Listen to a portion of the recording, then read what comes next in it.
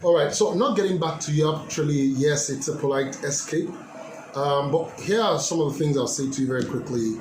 Before meeting a prospect or potential customer, there are a couple of things you need to put in place. There are a few things you need to be able to put in place to be able to deal with those objections. And I'll talk about 3 or 4 of them. I'll talk about 4. Number 1 is proper research. A lot of times we do not research our clients. And I call that qualifying your clients. We do not qualify the clients. Now, if you don't qualify the clients, you end up wasting a lot of time.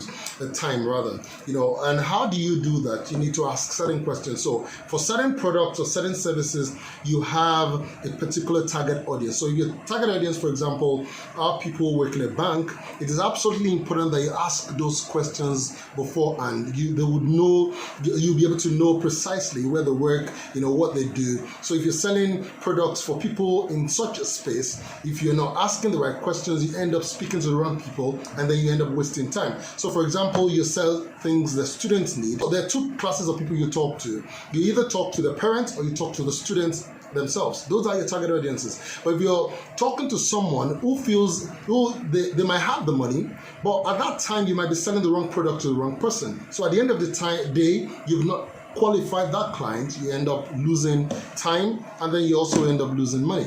And the second thing I'll talk about very quickly is sometimes you might also need to, have what I call, certain documents.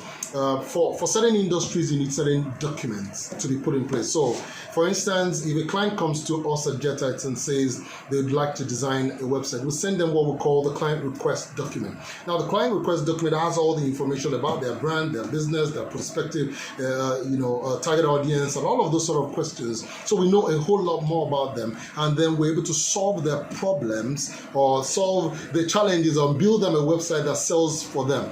Unlike, just asking, they tell you, I'd like to build a website, and then you go ahead and just go and build. That way, you might be building the wrong type of business. The third one I'll talk about is dealing with the resistance. Everybody has their objections. Every customer you meet before they part with money has objections. They are going to ask you a ton of questions. So what I'll say to you is learn how to deal with that very maturely, very professionally, without being defensive. It is absolutely important, so if they raise questions about whether they don't need it, you need to prove that they need it. To show what the benefits or the features of that product is. You need to be able to sell it to them. If there's no urgency, they're not in a hurry to buy, you need to talk about the fear of missing out. You need to build FOMO into them if you have to. You need to show them what they're missing and why they need to get in now. Sometimes you need to let them know that this is time-based and it might be off the table in the next coming days. And truthfully and honestly, if that's the truth, most of your clients may literally come and buy because they feel that they're going to lose money, or they're going to lose that product if they don't buy it immediately. And sometimes if you see that they're talking about money, if it's a money problem and they say they don't have enough money, sometimes you can break it down, into affordable prices or attractive plans. Other times, if you've not done a good job at qualifying your clients and they don't have money, you'll have wasted time if you got to this point by not qualifying properly. So if you got to this point and you found out that they don't have money at all, that means you did not do the job of qualifying your clients properly.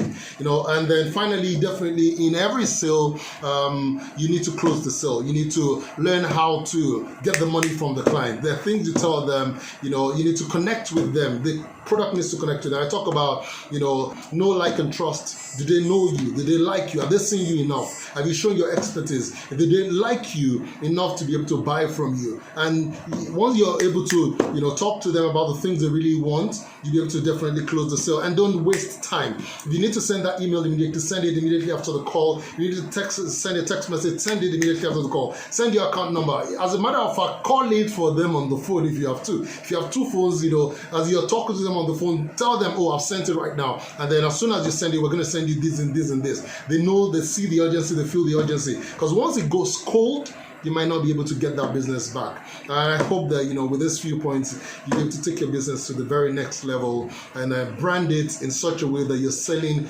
every single day. If you've not got in my book, this is an opportunity for you to go get it. All right, I'll talk to you next time. See you. Bye.